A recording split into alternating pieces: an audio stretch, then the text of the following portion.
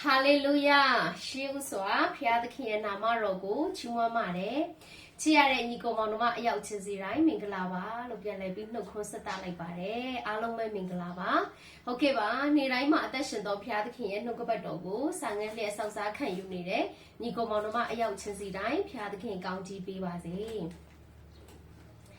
OK 吧，今天咯，这嘛也是为不他妈啥上来啦你啦，阿爸东山的这班个，这嘛咯要啦吧比。在这个咯，第一开机那是累不喏，说这么多看咯，先前多嘛批吧的。OK 吧，阿龙们明个啦吧，今天咯来么讲咯呢住嘞，这嘛是嘛讲么你来么得不过喏，这卡里来讲么你呀嘞，这卡里叫来么呀别么喏。OK 吧，话为批批喏，那个巴多，这嘛咯先前亏呀啦，记住了话呗，但是今天那个巴多看有你嘞。你个毛的嘛，要吃自然片的看高级比吧是喏，但所以这嘛如看哪里苏刀呀哦，罗苏刀钱呢，这嘛如啥票没喏，苏刀呀哦。片的看，他那片个罗接触这嘛嘞，这个呢嘛嘞打的米罗嘞，啊，但是到片的看，那个把照顾片嘞比先进亏呀嘛片罗接触这嘛嘞，但是到问人那片，第四什么个罗了算了啥吧。แต่มีอันนู้นเช้าเลยกูรอได้ไปตีปีกางจีไปเลยต้องพิวรอมูกะออนไลน์เทกันนกบัดดอกขันอยู่นี่จ้าเลยกูรอตาตมียาวชิ้นสีได้ยังแต่ตาเลยมานกบัดดอกชิ้นเลยปีกางจีพิยาบ้าแม่จ้าเจสุพิวรอมูกะนกบัดดอกกูสีตาเมาเลยพิษสีแม่ยาลงส่งเยซูนามาในเพชาบาเลยเจสุรอปาวยีตัวชิมวยนกบัดดอกซาพิวเรขามาจะบาริตารอตะเคียนเยซูนามาในสุตาวสแกอันไหนนกบัดดอกเวงาจิงกูซาพิวบาเลยอภาพยาตะเคียนอาเมนอาเมนเจสุจิมาเร่อาลงไม่พยาตะเคียนกางจีปีบาสิเนาะโอเคปะเตียอาคันจีนัสลีอาไปไงติกันเนี่ยนัสนิธิจะมาเราสินเจนตัวมาพิบาเลย First Samuel chapter 24 verse 1 to 22ที่เนาะจะมาเราสินเจนตัวมาพิบาเลยဟုတ်ကဲ့ပါအဲ့တော့ရှောလူကနော်ဒါဝိတ်ကိုလိုက်ပြီးတော့တက်နေရင်နဲ့လိုက်ရှာတယ်နော်တက်ဖို့လိုက်ရှာနေရင်နဲ့အော်ပြီးတော့ကိုနော်ရန်သူဖိလိတိတွေကလိုက်ပြီးလာတိုက်ပြီးဆိုတာနဲ့ပြီးတော့ကိုကာကွယ်ဖို့ရန်အတွက်သူကလှည့်ပြန်သွားရတယ်ပေါ့နော်အဲ့ဒီအနေထားထိကျမတို့လေ့လာခဲ့တယ်အဲ့ဒါပြီးသွားတဲ့အခါမှာဒါဝိတ်ကအခန်းကြီး24ရောက်လာတော့အင်ဂေတီဒေါနိုင်တဲ့နော်ဒါဝိတ်ကရှိနေတယ်ဆိုတဲ့အရာကိုရှောလူကကြားတော့ဘာဖြစ်လဲဆိုတော့ပြန်လိုက်ပြန်တယ်လိုက်တော့ဒါဝိတ်ကတဲ့နော်ဥမင်ရဲ့တစ်ဖက်မှာရှိနေတယ်ပေါ့နော်တောတွေကဥမင်ရဲ့တစ်ဖက်မှာရှိနေတယ်ဒါပေမဲ့တဲ့နော်ရှောလူကလည်းအဲ့ဒီဥမင်ကိုတွေ့တဲ့အခါမှာအနားယူမယ်ပေါ့ဆိုပြီးတော့အဲ့ဒီဥမင်ထဲမှာသွားပြီးတော့မှအနားယူခဲ့ပါတယ်အဲ့ဒီခါမှာဒါဝိတ်ကနေပြီးတော့မှရှောလူကိုတတ်ဖို့အရန်အတွက်အခွင့်ရေးရတာအဲ့ဒါနဲ့နော်သူဘာလုပ်လဲဆိုတော့ဖယားသခင်ဗိတ်သိက်ထားတဲ့လူကိုတဲ့သူကမတတ်နိုင်ဘူးအဲ့တော့သူ့ရဲ့ရှောလူရဲ့အဝတ်ကိုပဲသူကလှိဖြတ်ပြီးတော့မှယူလာခဲ့တာဖြစ်တယ်ဒါနဲ့တစ်ဖက်တစ်ချက်ကနေအရှင်မင်းကြီးရှောလူပေါ့နော်ကျွန်တော်ကတတ်ဖို့ရန်အတွက်အခွင့်အရေးရတာတောင်မှဖယားသခင်ဗိတ်သိက်ထားတဲ့လူကိုကျွန်တော်မတတ်ရဘူးဒါကြောင့်အခုကျွန်တော်လက်ထဲမှာရှိတဲ့အဝတ်တော်ကိုကြည်ပါနော်အင်ကြီးကိုကြည်ပါသူလှိဖြတ်ခဲ့တဲ့ຢာကိုပြတာပေါ့နော်ကျွန်တော်ကတော့နော်ဘာအပြည့်မှမလုပ်ခဲ့ပေမဲ့လည်းအရှင်မင်းကြီးဟာကျွန်တော်ကိုလိုက်ပြီးတော့မှတတ်ဖို့ရန်အတွက်ရှာကြံတယ်ကျွန်တော်ကတော့ကျွန်တော်ကိုလိုက်တက်နေတဲ့လူကိုတောင်မှအခွင့်ရေးရတာကိုကျွန်တော်မတတ်ခဲ့ပါဘူးဖယားသခင်ပိတ်သိမ့်တယ်လို့ကျွန်တော်မတတ်နိုင်ဘူးဒါကြောင့်ကျွန်တော်နဲ့အရှင်မင်းကြီးရဲ့အမှုမှာဖယားသခင်ကပဲတရားစီရင်ပါစေအရှင်မင်းကြီးဟာခွေးလေးကိုလိုက်ပြီးတော့မှရှာနေတာလားအခုဘသူ့ကိုရှာနေတာလဲပေါ့ဒါဝိတ်ကအဲ့လိုပြောတဲ့အခါမှာရှောလူကတာကိုသူနောင်တရသွားပြီးတော့မှပေါ့နော်ဒါဝိတ်ဟာစင်စစ်ရှင်ဘရင်ဖြစ်လိမ့်မယ်ငါရဲ့ဆွေမျိုးတွေလည်းကျေးဇူးပြုပါဆိုသူမှားပြီးတော့မှနောင်တရတယ်ဆိုတဲ့ဇက်လန်လေးကိုဒါကျမတို့100ခန်းကြီး24တခန်းလုံးမှာတော့ဒီအကြောင်းအရာလေးကိုကျမတို့တွေ့ရမှာဖြစ်တယ်။ဒါကတော့အခန်းကြီး24မှာပါတဲ့အကြောင်းအရာလေးကိုကျမကပြောပြလိုက်တာဖြစ်တယ်။အဲ့တော့နေရာကတော့အင်ဂေတီတောအပိုက်ငယ်1မှာညီကိုမောင်တို့တွေ့ရလိမ့်မယ်။အင်ဂေတီတော၌ရှိပါ၏ဟုကြားလျှောက်ကြလင်းတဲ့နော်။ဆိုတော့ဒါဝိတ်ရှိတဲ့နေရာကိုသိတဲ့အခါမှာရှောလူကလိုက်တာဖြစ်တယ်။ အပိုက်ငယ်3ကိုဖတ်ကြည့်ရအောင်နော် verse 3မှာတော့လမ်းနာမှာတိုးချန်ရှိရာသို့ရောက်၍ဥမင်ကိုတွေ့သဖြင့်ရှောလူသည်အိမ်မီဟုဝင်လေ၏ဒါဝိဒ်နှင့်သူ၏လူတို့သည်ထိုဥမင်နဘေးတစ်ချက်၌နေကြ၏အဲ့တော့ရှောလူကမသိပဲနဲ့နဘေးတစ်ချက်မှာဒါဝိဒ်ရှိနေမသိဘူးဝင်ပြီးနားမယ်ဆိုပြီးတော့မှနော်ဝင်နားမိတာပေါ့နော်အဲ့ဒီခါမှာဒါဝိဒ်ကတပ်ဖို့ရန်အတွက်အခွင့်အရေးရတယ်ဒါနဲ့အပိုက်ငယ်9နဲ့6ကိုဖတ်ကြည့်ရအောင်နော် First Samuel chapter 24 verse 5 to 6ကိုကျမတို့ဖတ်ပါမယ်တိရအခန်းကြီး24အပိုက်ငယ်9နဲ့6မှာထိုတို့ရှောလူ၏အင်ကြီးကိုလှီးဖြတ်မိသောကြောင့်ဒါဝိဒ်သည်နောက်တဖန်နောင်တရ၍ထာဝရဘုရားပေးတော်မူသောဗိသိက်ကိုခံသောငါအရှင်သည်ထာဝရဘုရားအခွင့်နှင့်ဗိသိက်ခံတော်သူဖြစ်သောကြောင့်ထိုအရှင်ကိုထိခိုက်ခြင်းကငါလက်ဆန့်သောအမှုကိုထာဝရဘုရားစီတာတော်မူပါစေဟုမိမိလူတို့အားဆိုသဖြင့်ထာဝရဘုရားထံကနေဗိသိက်ချင်းခံတဲ့သူကိုငါဒီအင်ကြီးလေးလှိဖြတ်မိတယ်နော်ဒါကြောင့် तू ကနောင်တရပြီးတော့မှသူ့လက်နဲ့တက်တဲ့အမှုဟာဝေးပါစေအင်ကြီးလေးဖြတ်မိတာတော့မှနော်ဖျားဗိသိက်ခံထားတဲ့လူကိုဒီလိုလေးလုံမိတာတော့မှ तू နောင်တရတယ်ဘာလို့လဲဆိုတော့ဒါဝိဒ်ကဖျားသခင်ကိုချစ်တဲ့နှလုံးသားကြောင့်ဖြစ်ပါတယ်ဒါနဲ့အပိုက်ငယ်14နဲ့15ကိုဖတ်ကြည့်ရအောင်နော် verse 14 to 15မှာဣသရေလရှင်ဘုရင်သည်အဘယ်သူဤအတွက်ကြောင့်ကြွလာတော်မူသည်နည်းကျမကဒီကျမ်းပိုက်လေးကိုအရန်သဘောကျတယ်နော်ဣသရေလရှင်ဘုရင်သည်အဘယ်သူအတွက်ကြောင့်ကြွလာတော်မူသည်နည်းကိုတော်သည်အဘယ်သူကိုလိုက်၍ရှာတော်မူသည်နည်းခွေးအသေးကောင်ကိုလိုက်၍ရှာတော်မူသလောခွေးလေးကိုလိုက်၍ရှာတော်မူသလောဒါဝိဒ်ပြောတာကြည့်နော်အရန်သဘောကျစရာကောင်းတယ်ရှောလူကသူ့ဖြစ်ခြင်းကို तू မသိဘူးသူ့နေရာကို तू မသိဘူးသူ့နေရာကို तू တန်ဖိုးထားမှန်းလည်းမသိဘူးဆိုတော့ရှောလူထောင်ထောင်ဒါဝိဒ်တောင်းတောင်းလို့လူတွေပြောလိုက်တဲ့စကားကိုမနာလို့ပြီးတော့မှနော်ဟိုကသိုးချောင်းသားပဲဖြစ်ပါတယ်ဂေါလိယက်ကိုသာနိုင်တာလीနော်အဲ့တော့သိုးချောင်းသားဒီကကြတော့တကယ်ဣသရေလတိုင်းပြည်ရဲ့ရှင်ဘုရင်ကြီးကိုနေရာကိုရတူရှိပြီးသားဒါမဲ့အဲ့ဒီနေရာကိုထိမ့်သိမ်းပြီးတော့ကိုတန်ဖိုးကိုဖျားသခင်ကချင်းမြောက်ပါရဲ့နဲ့မထိမ့်သိမ်းနိုင်တဲ့အခါမှာနော်ကိုနဲ့ဘာမှမဆိုင်တဲ့လူကိုလိုက်ပြီးတော့မှလိုက်ပြိုင်နေတယ်လိုက်တိုက်နေတယ်တစ်ဖက်လူကိုကြရှုံးသွားစေတယ်မနာလိုခြင်းဆိုတာကိုထက်တာမှမနာလိုတာလေသူကရှင်ဘုရင်ကြီးလေနော်တကယ်တမ်းမနာလိုစရာအကြောင်းကိုမရှိဘူးဒါပေမဲ့လေဒါကြောင့်ဒါဝိဒ်ကတီးတော့ခွေးလေးကိုလိုက်ပြီးရှာတယ်လို့ပဲအစင်တန်းရမ်းกว่าတယ်ဘုရင်ကြီးနဲ့တိုးကြောင်သားလေးအရန်ကိုကွာချလို့နာဘာမှမဆိုင်တဲ့ဟာကိုလိုက်ပြီးတော့မှအသက်ကိုလိုက်ပြီးရန်ရှာတာဒါကြောင့်ဣသရေလရှင်ဘုရင်ကြီးဟာဘာကြောင့်ကြွလာတာလဲခွေးလေးကိုလိုက်ရှာဖို့ကြွလာတာလားဘာမှမအဆက်ဘူးနော်အဲ့ဒီလိုဒါဝိဒ်ကပြောတယ်ဒါကြောင့်ဒီနေရာမှာဒီကျမ်းပိုက်လေးကိုကျွန်မအရင်သဘောကျတယ်ဘုရားသခင်ကျွန်မကိုထားတဲ့နေရာလေးဘုရားသခင်ကိုချီးမြှောက်ထားတဲ့နေရာလေးကိုကျွန်မတိတ်ပြီးတော့တန်ဖိုးထားတယ်ဒါကြောင့်အတွေးခေါ်တွေအပြောဆိုလေးတွေလုပ်ရက်လေးတွေမှားမှလည်းအမြဲတမ်းကြောက်တယ်ဘုရားသခင်စီမှာဆွတ်တောင်းတယ်ကိုရောဉာဏ်ပညာပေးပါကိုရောပေးထားတဲ့နေရာကိုအမြဲတမ်းထိမ့်သိမ့်သက်တော်သူဖြစ်ဖို့ရကိုရောမဆပါဘာလို့ဆိုတော့ရှောလူလိုတော့မဖြစ်ချင်ဘူးပေါ့နော်ဒါကြောင့်ကြည့်အိုးဘာမှမဆိုင်နဲ့နော်တိုးချောင်းသားကိုသွားပြီးတော့ပြိုင်နေတဲ့ခါကျတော့တကယ်ရှင်ဘုရင်ကြီးနဲ့ခွေးလေးအစင်းနဲ့ဒါဝိဒ်ကအဲ့လိုခိုင်းနိုင်ပြလိုက်တာဒါကြောင့်အပိုက်ငယ်15မှာတို့ဖြစ်၍ထာဝရဘုရားသည်တရားသူကြီးလုပ်တော်မူပါစေတော့နော်ကျွန်တော်နဲ့ကိုရောဆက်ကြမှာစီရင်တော်မူပါစေတော့ကြည့်ရှု၍ကျွန်တော်အမှုကိုစောင့်သဖြင့်ကျွန်တော်ကိုရောလက်မှကဲတင်တော်မူပါစေတော့ဟိုရှောလူအားလျှောက်ဆို၏အဲ့တော့ဖျားပိတ်သိပ်ထားတဲ့လူကိုလည်းသူမဖြစ်မှာနိုင်ဒါဝိဒ်ကဖျားသခင်ကိုချစ်တယ်သူ့ရဲ့တိုင်းပြည်ရဲ့ရှင်ဘုရင်ကိုသူချစ်တယ်တံမိုးထားတယ်သူတိုက်ခိုက်ချင်တာရန်သူကိုပဲရန်သူဖိလိတိကိုပဲဖျားလူမျိုးတော်ကိုသူဟာတံမိုးထားတယ်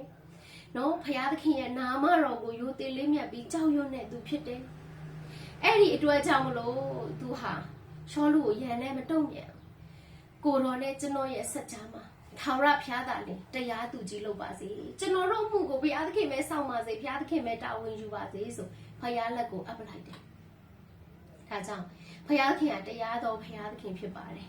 အလုံးလုံးတဲ့အခါမှာနှုတ်ကပတ်တော်အတိုင်းပဲအလုံးလုံးပါတယ်ဘသူ့ကိုမှမျက်နှာလိုက်လို့မရဘူး ရှောလူတနာပါတယ်လို့လည်းဘုရားသခင်လုပ်လို့မရဘူးဘာလို့လဲကိုယ်ကွယ်ခြင်းအမှုတွေမှာဘုရားသခင်ကိုတတ်မှုမထားဘူးဘုရားသခင်ကပြောပြီးနိုင်ငံတော်နဲ့ဖြောင့်မတ်ခြင်းကိုရှင်းဥစွာရှာနောက်မှထိုရာတွေပေးမယ်ဘုရားသခင်ကိုဦးစားပေးတဲ့သူဥထိတ်ထားတဲ့သူကိုဘုရားသခင်ကချစ်မယ်တာရွေးချီးမြှောက်မယ်ဒါကြောင့်ယာကုပ်ကိုငါချစ်တယ်တဲ့ဘုရားသခင်ကယာကုပ်ကိုငါချစ်တယ်ဘုရားသခင်သူချစ်ချင်တဲ့လူချစ်မှာပဲလေဒါပေမဲ့ချစ်ရတဲ့အကြောင်းရင်းရှိတယ်ဘာဖြစ်လို့လဲဆိုတော့ဝိညာဉ်ပိုင်းဆိုင်ရာတွေအရင်တန်ဖိုးထားတော့ကောင်းကြီးမပေးလို့ကိုမရတော့ပေးရတယ်ဒါပေမဲ့အဲ့ဒါလဲယာကုပ်ကနော်ဣသရေလအမျိုးတွေကဘုရားသခင်နဲ့မှားယွင်းတိုင်းမှာလဲတရားမစီရင်ခြင်းပေမဲ့လည်းဘုရားသခင်မရအောင်သူတို့ကိုဆုံးမရတယ်နော်ချစ်တော်မူသောသားကိုအမှန်ဆုံးမတယ်ဆိုတော့ဘုရားသခင်ကသူ့ရဲ့စီကံနဲ့ပဲသူ့ရဲ့နှုတ်ကပတ်တော်နဲ့ပဲအလုံးလုံးတဲ့ဘုရားသခင်ဖြစ်တယ်ဒါကြောင့်ဒါဝိဒ်ကကောင်းကောင်းသိတယ်ကိုရောနဲ့ကျွန်တော်ရဲ့အမှုမှာထာဝရဘုရားပဲတရားသူကြီးလုပ်ပါစေဘုရားသခင်ပဲတရားစီရင်ပါစေအဲ့ဒီစကားတွေကိုပြောတဲ့အခါမှာရှောလူကနောင်တရတယ်သူ့အသက်ကိုနော်ဒါဝိဒ်ကသူ့အသက်ကိုလိုက်တက်နေတဲ့လူကိုတောင်မှခွင့်လွှတ်ပြီးတော့တတ်ဖို့အခွင့်အရေးကြုံလာတော့မတက်ခဲ့ပဲနဲ့ခွင့်လွှတ်တယ်ဒီကတော့အပြစ်ဘာမှမလုပ်တဲ့ဒါဝိဒ်ကိုမနာလိုစိတ်နဲ့လိုက်တက်တဲ့ခါမှာအရန်ရှက်စရာကောင်းတော့တာပေါ့နော်ဒါနဲ့အပိုက်ငယ်19နဲ့20မှာဆိုရင် verse 19 to 20မှာလူသည်ရန်သူကိုတွေ့လျင်ချမ်းသာစွာလွတ်လိမ့်မည်လောတို့ဖြစ်၍တင်သည်ငါ၌ယနေ့ပြုသောကျေးဇူးကိုထာဝရဘုရားဆက်ပေးတော်မူပါစေသောအဲ့ဒီခါမှာတော့နောင်တရတာပေါ့နော်ရှောလူလေဒါကြောင့်ကြက်တဲ့စကားတွေကတော့အမျက်ကိုနှိုးဆော်တတ်တယ်ချိုသားတဲ့စကားတွေနူးညံ့သိမ်မွေ့တဲ့စကားတွေကတော့နော်တခါတည်းလူတယောက်ကိုပျော့ပြောင်းသွားစီပြီးတော့မှလူရဲ့စိတ်ကိုနုညွတ်သွားစီတယ်ပေါ့နော်ဒါကြောင့်ဘာပြောလိုက်လဲဆိုတော့ထာဝရဘုရားကျေးဇူးဆက်ပေးပါစေတဲ့ယခုမှတင်သည်ဆင်စစ်ရှင်ဘရင်ဖြစ်လိမ့်မည်ဟု၍၎င်းဣသရေလနိုင်ငံသည်တင့်လက်၌တည်လိမ့်မည်ဟု၍၎င်းငါအမှန်တည်၏တို့ဖြစ်၍တင်သည်ငါဤသားစင်မြေးဆက်တို့ကိုမတုတ်တင်ငါအဆွေမျိုးတွေကငါဤနာမကိုမပယ်ရှင်းမိကြောင်းထာဝရဘုရားကိုတိုင်တယ်၍ငါအကျဉ်းဆိုခြင်းကိုပြုလောဟုဒါဝိဒ်အားဆိုပြီးမှတဲ့ရှောလူကောင်းကောင်းသိသွားတယ်ဒါဝိဒ်ကတကယ်ရှင်ဘရင်ယာလူကိုဆက်ခံမဲ့သူကိုသူလည်းသူသိနေပြီဘုရားသခင်ကိုလည်းသူဦးစားမပေးမိတဲ့သူနော်သူ့ရဲ့အိမ်နီးချင်းကိုဘုရားသခင်ကဟလာလွှဲလိုက်ပြီလို့ပြောတဲ့စကားတွေသူအကုန်သိပြီရန်သူဖိလိတိအင်အားလည်းကြီးမားနေပြီမလုံတဲ့နဲ့လုံရက်တွေလုံတယ်သူ့ပေါ်မှာဘုရားသခင်ဝိညာဉ်တော်မရှိတော့ဘူးစိတ်ဓာတ်တွေကျတယ်လုံရက်တွေမှားတဲ့ခါမှာစိတ်ဓာတ်တွေလည်းကျတယ်အဲ့ဒီအရာတွေသူအကုန်လုံးသိသွားပြီးတဲ့ခါမှာဣသရေလနော်ရှင်ဘရင်ဖြစ်လိမ့်မယ်ဒါဝိဒ်ကသူ့ဆွေမျိုးတော့မရှင်းပါနဲ့နော်ရှင်းမဖြတ်စည်းလိုက်ပါနဲ့လို့သူကဂတိတောင်းတယ်ဆိုတာတွေ့တယ်ဒါမဲ့လည်းဒီလောက်နဲ့မပြီးဘူးနော်တန်ဝေကရတာပေါ့နော်နောင်တဆိုတာကတော့နောက်တစ်ချိန်လုံးဝမလုတ်တော့ဘူးလို့ဆွတ်တာကနောင်တပေါ့တန်ဝေကကျတော့ပြန်လုံးမိသေးတယ်နော်အဲ့တော့ဒီမှာလည်းအဲ့လိုပါပဲရှောလူကပြန်ပြီးတော့မှဒါဝိဒ်ကိုလိုက်တက်တယ်လို့ကိုလုံးမိအောင်မှနောက်တစ်ချိန်ပေါ့နော်အဲ့တော့အခုတော့ကျမတို့ဝิญဉ်ရေးစင်ကျင်ခွန်အားယူတော့မှဖြစ်ပါတယ်ကျွန်တော် Facebook က line ကျနေတယ်ပေါ့နော်ကျမတို့ခဏလေးစောင့်ကြည့်ရအောင်ပြန်တက်မလားပေါ့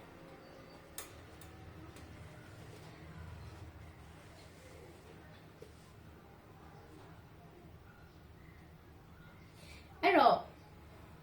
ဒီနေရာမှာကျမတို့เนาะစင်ကျင်ခွန်အားယူမဲ့အရာလေးကတော့အပိုက်ငယ်9နဲ့6ဖြစ်ပါတယ်ခုတော့ဝิญဉ်ရေးကကျမတို့စင်ကျင်ခွန်အားယူသွားမယ်ပေါ့နော်အဲ့တော့ရှောလူကတန်ဝေကပဲရတယ်ဒါဝိဒ်ကိုနောက်တစ်ချိန်ပြန်တက်ဖို့လုပ်သေးတယ်နောက်ပိုင်းမှာเนาะဒါကြောင့်အပိုက်ငယ်9နဲ့6မှာကြည့်ရင်တော့ထို့သို့ရှောလူ၏အင်ကြီးကိုလိဖြတ်မိသောကြောင့်ဒါဝိဒ်သည်နောက်တစ်ဖန်နောင်တရ၍ထာဝရဘုရားပေးတော်မူသောဗိသိက်ကိုခံသောငါအရှင်သည်ထာဝရဘုရားအခွင့်နှင့်ဗိသိက်ခံသောသူဖြစ်သောကြောင့်ထိုအရှင်ကိုထိခိုက်ခြင်းဟာငါလက်ဆန့်သောအမှုကိုထာဝရဘုရားစီတားတော်မူပါစေသောဟုမိမိလူတို့အားဆိုသဖြင့်တဲ့ဆိုတော့ဒါဝိဒ်ကဘာပြောလဲဆိုတော့ရှောလူဟာထာဝရဘုရားလက်မှဗိသိက်ခံတော်သူဖြစ်တယ်ဗိသိက်ခံတဲ့သူကိုငါနော်မပြစ်မှားချင်ဘူးအင်ကြီးလေးလှိဖြတ်မိခဲ့တာတော့မှနောက်တစ်ဖန်နောင်တရ၍တဲ့ဒါဝိဒ်ကနောင်တရတယ်ဒီနေရာမှာကျမတို့စဉ်းစားစရာရှိဆိုတော့အမှုတော်ဆောင်လေအရင်ကြိုက်တယ်ကျမ်းပိုက်ပေါ့နော်ဆိုတော့ဟာနော်ဖယားဗိသိက်ခံတဲ့လူကိုဒီလိုမျိုးကြမ်းတမ်းပြောတာလားဖယားသခင်ဗိသိက်ခံတဲ့လူတွေကိုဒီလိုမျိုးတိုက်ခိုက်တာလားဖ ဖယားဘိတ်သိက်ခံတဲ့လူတွေကိုဒီလိုမျိုးကြည့်ရတာလားဖယားသခင်တရားစီရင်လိုက်မယ်တခါတလေမှာအမှုတော်ဆောင်တွေကစိတ်ဆိုးပြီးတော့မှဒီလိုမျိုးစကားတွေပြောတတ်တယ်အမှုတော်ဆောင်တွေအရန်ကြိုက်တဲ့ကျမ်းပိုက်ပေါ့နော်တချိန်ကကျမလည်းအရန်ကြိုက်ခဲ့ပါတယ်ယုံကြည်သူတွေဆိုတာဒါဝိဒ်လိုဖြစ်ရမယ်နော်ဖယားဘိတ်သိက်ရှိတဲ့လူကိုတန်ဖိုးထားမယ်လေးစားရမယ်ဒါမှချင်းမြောက်ချင်းခံရမယ်မှန်တယ်မမှန်ဘူးမဟုတ်ဘူးဒါပေမဲ့ဒီနေရာမှာဆင်ခြင်စရာကရှောလူဟာတကယ်ဘိတ်သိက်ခံတော်သူလားဒီနေ့တော့ပုံစံတစ်မျိုးလေးလှည့်ပြီးတော့ကျမတို့စဉ်းစားဆင်ခြင်ကြည့်ရအောင်ဖယားဘိတ်သိက်ထားတဲ့သူတွေကိုကျမတို့ပြမစော်ကားမိကိုပဲအမင်္ဂလာဖြစ်တယ်ကျမတို့သိပြီးပြီဒါပေမဲ့တစ်ဖက်မှာရှောလူဟာတကယ်ဘိတ်သိက်ခံတော်သူဟုတ်ရဲ့လားနော်ဖယားသခင်ရဲ့ဘယင်ဘိတ်သိက်တော့ရပေမဲ့ဖယားသခင်ရဲ့ဝိညာဉ်တော်ရဲ့ဘိတ်သိက်သူ့ပေါ်မှာမရှိတော့ဖယားသခင်ရဲ့ဝိညာဉ်တော်ဟာသူ့ပေါ်မှာမရှိတော့ဒါဝိဒ်စီမှာရောက်နေပြီနော်အဲ့တော့ဒါဝိဒ်ကတရားစီရင်ဖို့တတ်လိုက်ဖို့ပေါ့ပြောမယ်ဆိုအခွင့်ရတယ်ဒါပေမဲ့ဒါဝိဒ်ကဘုရားသခင်ကိုချစ်မြတ်နိုးတဲ့အတွက်ကြောင့်ဘုရားကိုအရင်ချစ်တဲ့အတွက်ကြောင့်သူကမလုပ်တာတကယ်ဆိုရင်နော်ဒါဝိဒ်ကပြောမယ်ဆိုဘုရားခင်ပြင်ဆင်ပေးလိုက်တဲ့အခွင့်အရေးလည်းပဲတစ်ဖက်မှာဖြစ်နိုင်ပါတယ်ဘာလို့လဲဆိုတော့ဝိညာဉ်တော်ရဲ့ဗိတ်သိက်ခြင်းဟာရှောလူပေါ်မှာမရှိတော့ဘူးဒါကြောင့်ကျွန်တော်တို့ကနော်ဥပမာယုံကြည်သူတွေကဒါဝိဒ်နေရာမှာဒါရောက်နေတယ်ဆိုရင်တော့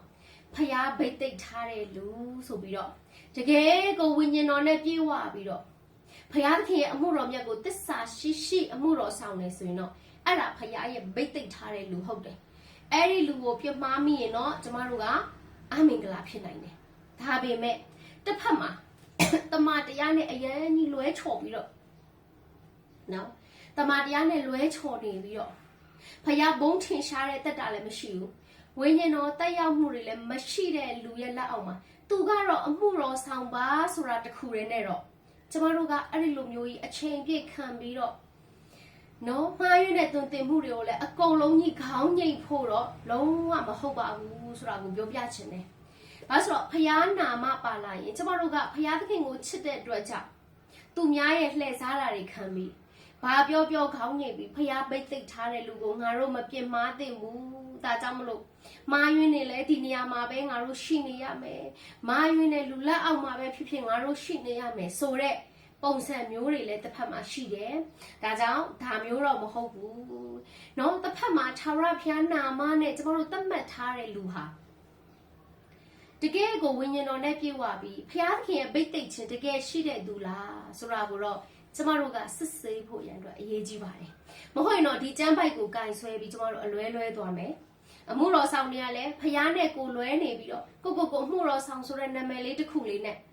နော်ဗိတ်သိက်ထားတဲ့လူကိုပြမှားရင်ဘာညာဆိုတာမျိုးတော့ကျမတို့လုပ်လို့မရတော့ဘူးနော်ဒါကြောင့်တိတုခန်းကြီး1အပိုင်ငယ်9ကနေ9ထိပေါ့နော်ဆိုတော့ကျမတို့ကျမ်းစာလေးကျမတို့ဖတ်ကြည့်ရအောင်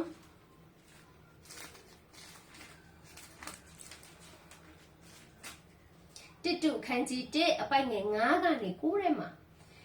အမှုတော်ဆောင်တစ်ယောက်ကရှိရမယ်အရေးချင်းเนาะဒီမှာတွေ့ရလိမ့်မယ်တင်းအုပ်တယောက်ရဲ့အရေးချင်းကျမတို့တွေ့ရလိမ့်မယ်ဆိုတော့ Titus chapter 1 verse 5 to 9ကိုကျမတို့ဖတ်ကြည့်ရအောင်ဒါကြောင့်ဖယားဗိတ်သိက်ထားတဲ့လူတကယ်ဖြစ်ဖို့အရေးကြီးတယ်เนาะဥပမာငါအမှုတော်ဆောင်မယ်ဆိုပြီးတော့မှားယွင်းစွာလာတွင်တင်တယ်မှားယွင်းစွာလာပြောတဲ့လူတွေရှိတယ်လေเนาะအဲ့ဒါကိုကျမတို့ကဖယားဗိတ်သိက်ထားတဲ့လူငါမပြစ်မှားရဲဘူးဆိုကျမတို့နေမလားစဉ်းစားကြည့်နော်တချို့ဆိုလို့ရှိရင်အိမ်အောင်ကွဲထားတဲ့အမျိုးသမီးအဲ့ဒီအရာကိုလူငယ်အမှုတော်ဆောင်ဆရာကိုတွေ့တဲ့အခါဖယားကပြောတယ်နော်ယူရမယ်အမလေးအဲ့ဒါဖယားနာမပါလာတိုင်းယုံမလားတချို့အမှုတော်ဆောင်လို့သတ်မှတ်ထားတဲ့လူတွေကလည်းနော်ဖယားနိုင်ငံတော်အတွက်ပေးဆက်ရမယ်တဲ့အိမ်ထောင်ရှိပေမဲ့နော်အမျိုးသမီးတယောက်အနေနဲ့တဲ့ဝတ်ကြီးဝတ်ငယ်ပြုစုဖို့ငါ့ကိုယူရမယ်တဲ့တချို့ကမသိတော့ဒါဆရာပဲဖယားလူပဲငါတို့ပြုစုရမယ်ငါတို့ပေးဆက်ရမှာပေါ့ဆိုပြီးတော့အခုခေတ်စကားနဲ့ပြောရင်နော်မယငယ်ပုံစံမျိုးနေနေတာဒါတွေလည်းရှိတယ်ဒါဆိုရင်ဖယားပိတ်သိက်ခံထားတဲ့လူငါတို့နာခံရမယ်ဆိုဒါမျိုးလုပ်မလားမရဘူးဒါကြောင့်နော်ဖယားလူဆိုတာတကယ်ဖယားသခင်ရဲ့ပိတ်သိက်ရှိသလားကျမတို့အမှုတော်ဆောင်အရေးချင်းနဲ့ပြေဝသလားကျမတို့ကြည့်ရမယ်ပြောနေတဲ့စကားတွေဟာနှုတ်ကပတ်တော်နဲ့ညီလားမညီဘူးလားဆိုတာကျမတို့ကြည့်ရမယ် ဒါတွေကြည့်ဖို့ရတော့အရေးကြီးတယ်အခုတော့ယုံကြည်သူတွေကလှည့်ပြားတာခံတယ်ဘာဖြစ်လို့လဲဆိုတော့ဖယားသခင်ကိုချစ်တဲ့အတွက်ကြောင့်ဖယားနာမဆိုတာလေးပါလာတာနဲ့အကုန်လုံးဘာပြောပြောရှောက်ယုံရှောက်ကောင်းညင်တော့ကျမတို့ဝိညာဉ်ရေးအသက်တာမှာဆုံးရှုံးသွားဖို့ပဲရှိတယ်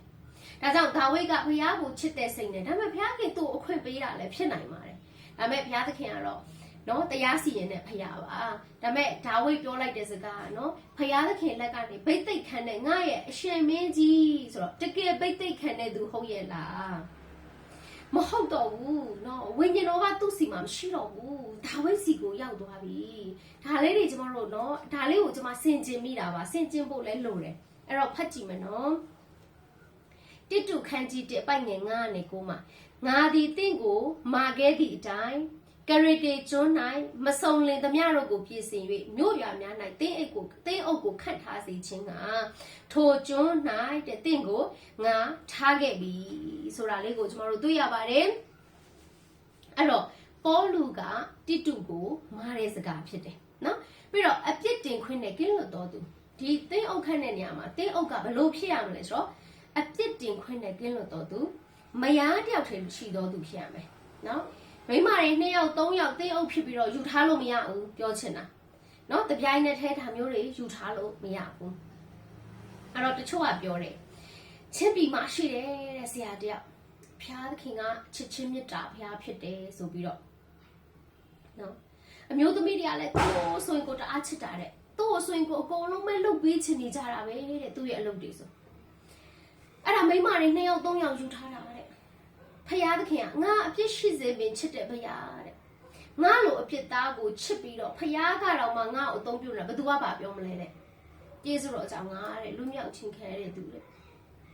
သူတရားဟောလဲအရင်ကောင်းနေတဲ့နော်လူတွေကအဲ့တော့မိမ2ယောက်3ယောက်ရှိတော့အပြစ်မပြောနိုင်တော့ဘူးတဲ့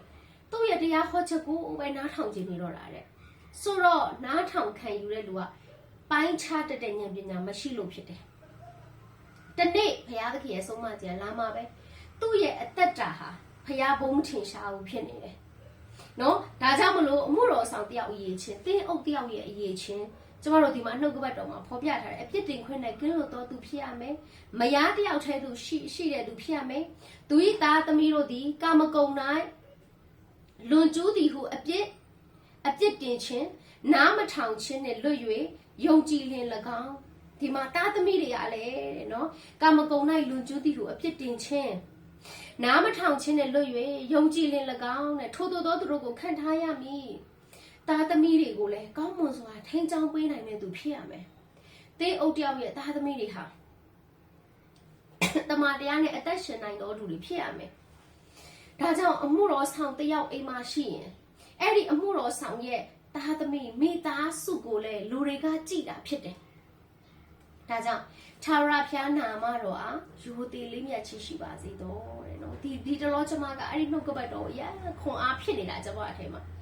ဒါကြောင့်ဟာငါတို့အိမ်မှာအမှုတော်ဆောင်ရှိတယ်ဒီမှုတော်ဆောင်ကသူ့လို့တာငါတို့နဲ့မဆိုင်ဘူးလို့မိသားစုကလည်းနေလို့မရဘူးနော်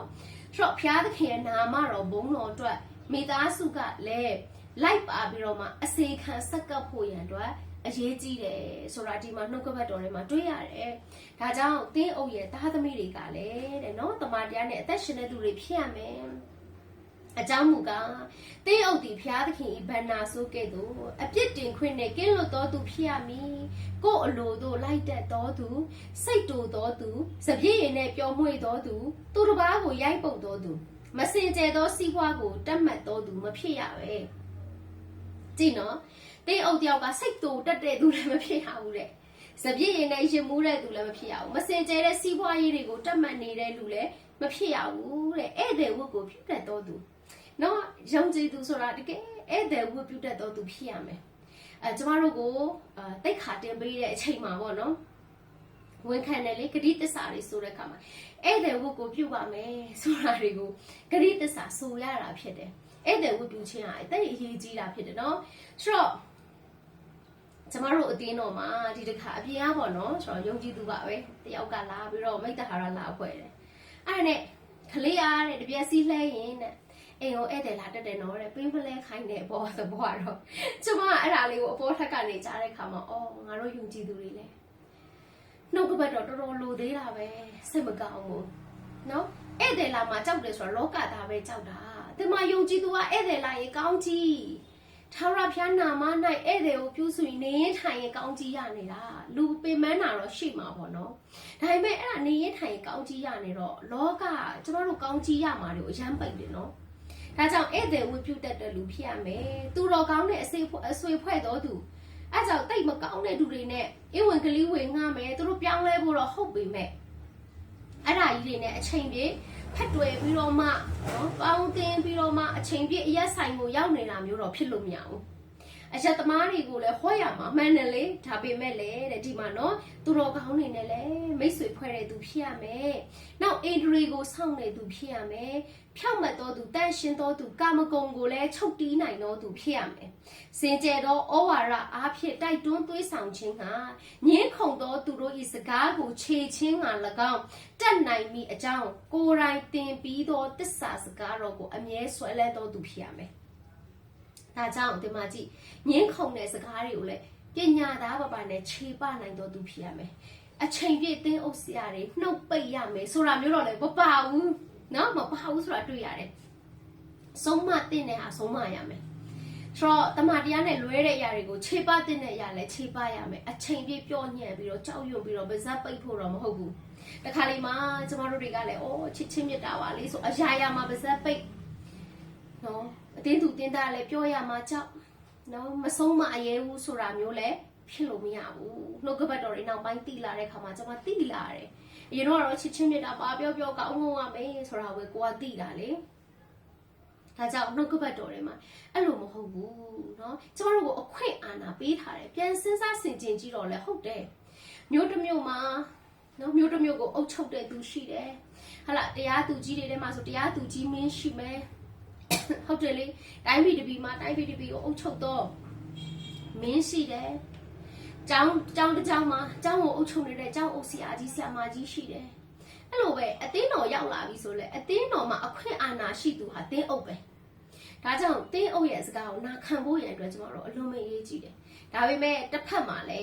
ကျမခုနပြောသလိုပေါ့တင်းအုပ်ဟာလဲတကယ်ကိုဝိညာဉ်ရေးရာဆန်ချိန်ပြီးအရေးချင်းနဲ့ကိုက်ညီရဲ့လားမကိုက်ညီလို့ရိုင်းဆိုင်ဖို့လဲပြောတာတော့မဟုတ်ပါဘူးနော်ကျမတို့တွေကပါနဲ့ပြီးတော့မှလွဲမစွာတွင်တင်နေတယ်လွဲမစွာအကျင့်ယိုယွင်းနေတဲ့ကျင့်စာရိတ္တတွေဖောက်ပြားနေတဲ့လူလက်အောက်မှာလဲအချိန်ပြည့်ဘုရားသခင်နော်နာခံခိုင်းတာပဲဆိုပြီးတော့နေဖို့မဟုတ်ဘူးပိုင်းခြားဖို့ပြောတာပါအခုနလိုမျိုးပေါ့မိန်းမတွေတခါတည်းအများကြီးယူထားပြီးတော့မှတရားဟောအရန်ကောင်းတာတခုလေးနဲ့အဲ့ဒီနေရာမှာကျမတို့ဆက်ပြီးနေဖို့လားဒါကတော့ကိုပိုင်းခြားတက်ရတော့မယ်ကျမတို့ဝိညာဉ်ရေးမှာပါနဲ့ပြီးတော့မှမာရွနေတယ်ဆိုတာကိုသိရင်တကယ်ဝိညာဉ်ခေါင်းဆောင်ခေါင်းတယောက်ကိုကျမတို့ရှာပြီးတော့နာခံစွာနဲ့ကျမတို့နော်ဒါလည်းလိုအပ်တယ်လေကိုယ့်ရဲ့ဝိညာဉ်ရေးကိုပြုစုပေးမဲ့သူကျမတို့လိုအပ်တာပေါ့မာရွတဲ့နေရာကြီးမှာတော့ဆက်နေဖို့မဟုတ်ဘူးအကယ်၍မှန်ကန်တဲ့အတင်းတော်ဖြစ်ရနဲ့လဲဟိုပြောင်းဒီပြောင်းဆရာမလို့ဘူးညီကိုမောင်တို့ကိုယ့်ကိုဘုရားသခင်ပေးထားတဲ့တင်းအုပ်ဟာတင်းအုပ်ရေးချင်းနဲ့မိတယ်တကယ်ဘုရားသခင်ကိုချစ်ကြောက်ယူသေးတယ်စစ်မှန်တဲ့တမန်တရားကိုဝင်ငှတယ်အကျဉ်းစာရိတ္တဘိုင်းဆိုင်ရာမှာဖျားဘုံထင်ရှားတဲ့အသက်တာဖြစ်တယ်ဆိုရင်တော့တာမန်စိတ်ဆိုးစိတ်ကောက်စရာလေးနဲ့တော့အတင်းတော်ပြောင်းဖို့မဟုတ်ဘူးကျမတို့ဒါပေမဲ့လွယ်မှားစွာတွေလည်းတွန်းတင်တယ်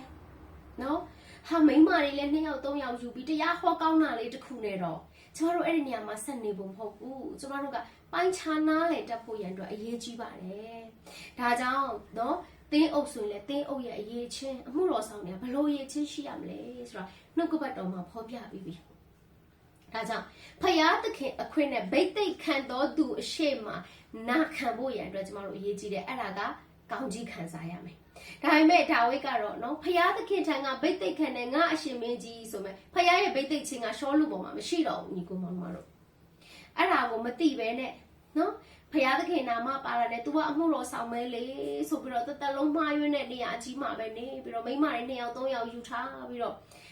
နော်တမန်တရားတွေလည်းမှားရွေးစွာသွန်သင်နေတဲ့နေရာမှာတော့ကျမတို့ဆက်နေဖို့မဟုတ်ပါဘူးဒါလေးကိုလည်းသိဖို့ရန်အတွက်အရေးကြီးတယ် နော်ဒါကြောင့်မလို့ဒီကနေ့မှာကျမတို့အရောက်ချင်းစီတိုင်းပိုင်းခြားနားလည်ရမယ့်အရာကဖရာသခင်ရဲ့ပိတ်သိက်တကယ်ရှိတော်သူလားကျမတို့ဒါလေးကိုပိုင်းခြားနားလည်ဖို့လိုတယ်ကိုကလည်းအချိန်ပြည့်ကိုဖရာအမှုတော်ဆောင်နေရလဲငါဖရာပိတ်သိက်ထားတယ်ဆိုတာနဲ့လှုပ်ချင်တာလှုပ်လို့တော့မရဘူးအဲ့ဒီပိတ်သိက်ခြင်းကိုတန်ဖိုးထားပြီးတကယ်ပိတ်သိက်ရှိတော်သူလားကျမတို့သိဖို့လိုတယ်နော်အဲ့ဒါဆိုရင်လေဩဇာတွေအာဏာတွေအမိန့်နေနဲ့တော့သွားဖို့မဟုတ်ပေမဲ့နော်ကျမတို့ကဘုရားသခင်ကဘယ်အရာမဆိုတရားမျှတတော်ဘုရားသခင်ဖြစ်တယ်အရာရာမှာဘုရားလက်ကိုအတက်ဖို့လိုတယ်ဘုရားသခင်နာမတော်ဒီဘုံကြီးပါစ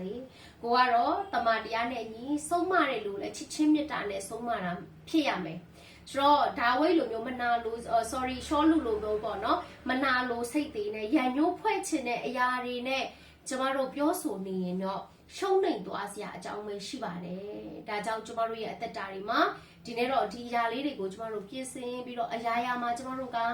ပိုင်းခြားနားလည်တော်သူများဖြစ်ဖို့ရန်အတွက်ဖရာသခင်ကအလိုတော်ရှိတယ်။အမှုတော်ဆောင်ဆိုလဲပေါ့ပေါ့ပြက်ပြက်ဘဝမှာအသက်ရှင်လို့မရဘူး။ဖရာပိတ်သိက်ထားတဲ့ຢာတော့တန်ဖိုးထားပြီးတော့နော်လူတွေကြားထဲမှာအသေးတင်တယ်တဲ့သူ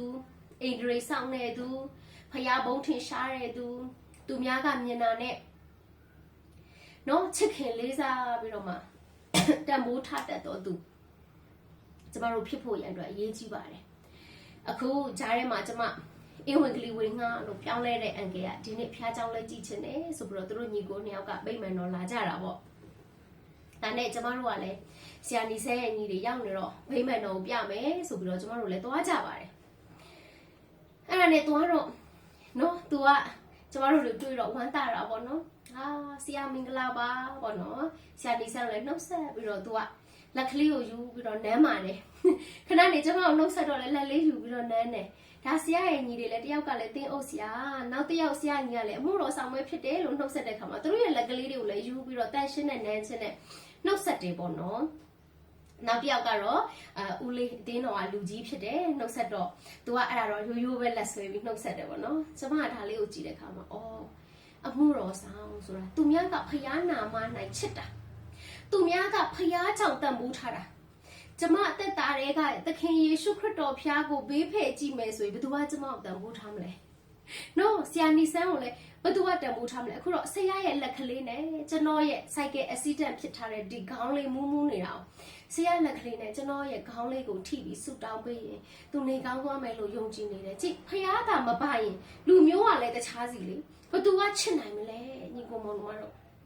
့နော်တာမန်လူပဲဒါပေမဲ့ဖျားပါလို့ကျမတို့ကိုအဲ့လိုချစ်တာကျမတို့တွေကိုတန်ဖိုးထားပေးတာအဲ့ဒီခါမှာအမှုတော်ဆောင်ရတယ်ဖျားရဲ့ဗိတ်သိက်ကိုပို့ပြီးတန်ဖိုးထားဖို့အရေးကြီးတာပေါ့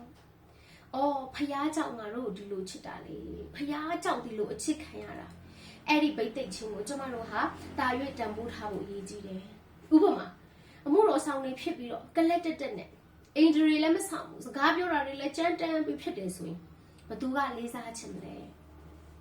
ဒါကြောင့်ကျမတို့အသက်တာပိုင်းဆိုင်ရာတွေအကျင့်ပိုင်းဆိုင်ရာတွေကလည်းနော်ကျမတို့အရေးကြီးတယ်ဖရာသခင်ကငါတို့လွတ်ချင်းခွင့်ပေးတယ်ဆိုပြီးတော့နေခြင်းတလို့နေလို့မရပါဘူးလူအတိုင်းဝိုင်းထဲမှာနေတာဖြစ်တဲ့အတွက်ကြောင့်နော်လိုအပ်တယ်ဖရာသခင်ကလည်းဒီမှာဖော်ပြထားတဲ့သင်းအုပ်ဆရာတယောက်ရဲ့အရေးချင်းမှုတော်ဆောင်တယောက်အရေးချင်းတင်းထောက်တွေရဲ့အရေးချင်းအကုန်လုံးဖရာသခင်ကဖော်ပြထားတယ်ဒါကြောင့်သူများအရှိမပုံသက်တေကောင်းဖြစ်အောင်အိန္ဒြေဆောင်ပြီးတော့မှနူးညံ့သိမ်မွေးပြီးတော့အကျင့်စာရိတ္တလည်းကောင်းမွန်ပြီးဖရာသခင်နှစ်သက်တဲ့အသက်တာမျိုးနဲ့အသက်ရှင်နေထိုင်ပြပြီးကိုတော်ဖရာရဲ့နာမတော်ကိုလူတွေယိုသေးလက်မြတ်ခြင်းရှိလာဖို့ရှိသောအသက်တာဖြစ်ဖို့လဲကျမတို့တွေကဖရာဘုံတော်ထင်ရှားဖို့ရအတွက်အသက်ရှင်ရမယ်ဒါကြောင့်တကယ်ဖရာသခင်လက်ကနေဗိတ်သိက်ခံသောအမှုတော်ဆောင်ဟုတ်သလားအရေးကြီးတယ်နော်ဖယားနာမပါတိုင်းရှောက်ယုံဖို့လည်းမဟုတ်ဘူးဆိုတာလေးတွေပေါ့နော်ဒါလေးတွေကျမတို့ပိုင်းခြားနားလည်ဖို့ဖြစ်ပါတယ်ဆိုတာလေးကိုခွန်အားပေးချင်ပါတယ်ကျေးဇူးတင်ပါတယ်ဒီနေ့နှုတ်ကပတ်တော်ကြားနာခံယူတဲ့ညီကိုမောင်တို့မအရောက်ချင်းစတိုင်းဘုရားသခင်ကောင်းချီးပေးပါစေဒီနေ့တော့ကျမတို့ကိုတမာတတိရှိဖို့နော်ဝိညာဉ်ရမှာဘုရားသခင်ကကျမတို့ကိုတတိပေးသွားတာဖြစ်တယ်ဆိုတော့ဘုရားသခင်ရဲ့ကျေးဇူးတော်ကိုချီးမွမ်းပါတယ်ဒါဆိုဆုတောင်းခြင်းနဲ့အဆုံးသတ်မယ်နော်ဆုတောင်းရအောင်ဖျားသခင်ထာဝရဖျားကိုရောကိုကျေးဇူးတင်ပါတယ်ဒီနေ့နှုတ်ကပတ်တော်အတွက်ကျေးဇူးတင်တယ်သားသမီးတို့ဟာကိုရောဖျားကိုချစ်တဲ့အခါမှာကိုရောဖျားနာမပါလာတာနဲ့ဘာမဆိုယုံလွယ်တတ်သောသူတွေဖြစ်ပါတယ်ဒါမဲ့ကိုရောဖျားဟာသားသမီးတို့ကိုယုံလွယ်သောသူမဖြစ်ဖဲနဲ့ တမာတရားနဲ့အရာရာမှာပိုင်းခြားနားလည်နိုင်တဲ့ဉာဏ်ပညာရှိဖို့ကိုရောကတွင်တင်ပေးတဲ့အတွက်ကြောင့်ယေရှုတင်တယ်ဒါကြောင့်ဟိုနေရာမှာသခင်ခရစ်တော်ရှိတယ်ဒီနေရာမှာသခင်ခရစ်တော်ရှိတယ်ဆိုရင်တော့မယုံနဲ့လို့ကိုရောကိုယ်တိုင်မှားခဲ့ပြီးပါပြီဒါကြောင့်သားသမီးတို့ဟာကိုရောနာမကြားတာနဲ့ယုံသက်တော်သူတွေမဟုတ်ဘဲနဲ့စစ်မှန်တဲ့တမန်တရားပေါ်မှာယက်တည်ပြီးအရာရာမှာပိုင်းခြားနားလည်ပြီးနှုတ်ကပတ်တော်ကြွယ်ဝသောအသက်တာတွေဖြစ်ဖို့သားသမီးတို့ရောက်ချင်စီတိုင်းရဲ့အသက်တာကိုကိုရောဖျားကောင်းကြည့်ပေးပါအမှုတော်ဆောင်များဟာလည်းတကယ်ပဲဖျားသခင်ကိုချစ်ကြောက်ယူတည်တတ်ပြီးတော့တကယ်ပဲအင်္ဂရိဆောင်တော်သူနူးညံ့သိမ်မွေးပြီးဖျားရဲ့ဘုန်းတော်ကိုထင်ရှားစေသောသားသမီးတွေဖြစ်ရပါမယ်အကြောင်းသမီးမဆာအရောက်ချစ်စတိုင်းရဲ့အသက်တာများကိုလည်းဖျားခင်ကောင်းကြည့်ပေးပါစာရရဲ့လှည့်ပြားမှုတွေနောက်မှာအမှုတော်ဆောင်တွေကလည်းကြရှုံးသွားတာမျိုးမဟုတ်ဘဲဘုရားသခင်ရဲ့ဘုန်းတော်အတွက်အပြောဆိုပြုမှုအနေထိုင်များဆင်ခြင်ပြီးအသက်ရှင်နိုင်သောသူများဖြစ်ဖို့ဝိညာဉ်တော်ဖျားမဆာတော်မူပါသားသမီးတို့ကတော့ဒီလိုလောက်ရမှာသိပေမဲ့လေကိုတော့သွေးသားတဲ့လူတွေဟာအားနဲ့တက်ပါတယ်လဲတက်တယ်ဒါကြောင့်ဝိညာဉ်တော်ဖျားရဲ့အကူအညီသားသမီးတို့အမြဲလိုအပ်ကြောင်းကိုလည်းဝန်ခံကြပါတယ်။ဒါကြောင့်ယုံကြည်သူအရောက်ချင်စီတိုင်းဟာဘုရားသခင်ဘုန်းတော်ထင်ရှားတဲ့အသက်တာမျိုးနဲ့အသက်ရှင်နိုင်ဖို့မဆာပါ။သူတစ်ပါးပြောသမျှကိုယုံလွယ်သောသူများမဟုတ်ဘဲအရာရာမှာတမန်တရားနဲ့ပိုင်းခြားနားလည်တတ်သောသူများဖြစ်ဖို့မဆာပါ။မိမိခံစားချက်များကိုလည်းဦးစားပေးသောသူမဟုတ်ဘဲခံစားချက်ရဲ့အထက်မှာဘုရားသခင်ကိုသစ္စာရှိရှိကိုးကွယ်နိုင်သောသူများဖြစ်ဖို့သားသမီးတို့ရောက်ချစ်စတိုင်းကိုတော့ကောင်းကြည့်ပေးပါဒီနေ့နှုတ်ကပတ်တော်အတွက်ယေရှုတင်ပါတယ်ယေရှုဖျားယေရှုတော်ပေါင်းရေအတွက်ချီးမွမ်းရင်နှုတ်ကပတ်တော်အဆုံးသတ်တဲ့အခါမှာတပါးရီသားတော်သခင်ယေရှုနာမ၌ဆုတောင်းဆက်တဲ့အနက်ပြီးနှုတ်ကပတ်တော်ဝင်ငါခြင်းကိုအဆုံးသတ်ပါတယ်ဖဖျားသခင်အာမင်အာမင်ယေရှုတင်ပါတယ်အားလုံးပဲဖျားသခင်ကောင်းကြည့်ပေးပါစေ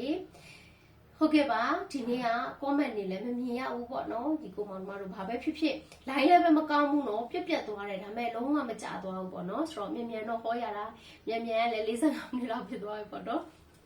ဆိုတော့ဘာပဲဖြစ်ဖြစ်အစအဆုံးနှုတ်ဘတ်တော်ဝင်ငါခွင့်ရတဲ့အတွက်ဖျားခင်ရဲ့ကျေးဇူးတော်ကိုချီးမွမ်းတယ်ဆိုတော့အတန်လဲကြားမယ်လို့လဲထင်ပါတယ်မကြားရင်တော့ကျွန်မကိုဖုန်းဆက်ကြပါလိမ့်နော်ဆိုတော့ဒီမှာကတော့လူကနေရောက်ဆိုတာလေးပဲပြနေတာ comment တစ်ခုမှမတက်တော့ line လည်းမကြဘူးပေါ့နော်ဒါပေမဲ့ပြတ်သွားတယ်လုံးဝပျောက်သွားတယ်ပြီးတော့ပြန်ပေါ်လာတယ် line လည်းမကောင်းတာတော့ရှိပေမဲ့အစအဆုံးနှုတ်ကပတ်တော်လေးဝင်ငှခွင့်ရတယ်ဖျားခင်ကျေးဇူးတော်ချီးမွမ်းတယ်ဒါကြောင့်ဒီနေ့နှုတ်ကပတ်တော်ခံယူသွားတဲ့ညီကိုမောင်တို့မအရောက်ချင်စီတိုင်းလည်းဖျားသခင်တာရွေးကောင်းကြည့်ပေးပါစေဆိုတော့ကျမတို့တွေမနေ့ဖြန်3နာရီမှာနော်ကျမတို့တွေပြန်တွေ့ကြပါမယ်ကျေးဇူးများကြီးတင်ပါတယ်အားလုံးကိုဖျားသခင်တာရွေးကောင်းကြည့်ပေးပါစေဒါဆိုကျမ line ဆင်းမယ်နော်မနေ့ဖြန်3နာရီမှာပြန်တွေ့ကြပါမယ်ကျေးဇူးတင်ပါတယ်အားလုံးကိုဖျားခင်တာရွေးကောင်းကြည့်ပေးပါစေ